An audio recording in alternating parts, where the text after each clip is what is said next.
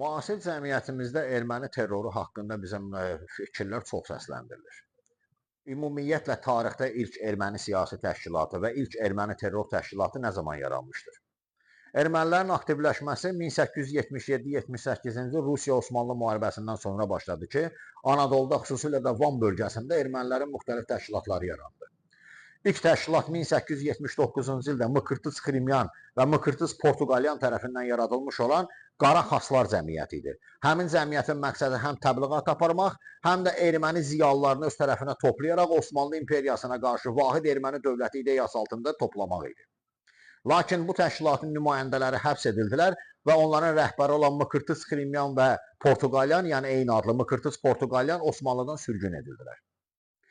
İkinci erməni təşkilatı isə terrorçu təşkilatı idi. Bu 1885-ci ildə Van ərazisində yaradılmış olan Armenakan təşkilatı idi. Bu da Mıkırtıs Portuqalyanın təşəbbüsü ilə yerli aktivistlər tərəfindən yaradılmışdı. Lakin bu dəfə bu təşkilatın məqsədi Osmanlı əhalisinə, türk əhalisinə qarşı terror törətməklə erməni dövlətinin həm Rusiya ərazisində, həm də Osmanlı ərazisində yaradılmasına çalışmaq idi.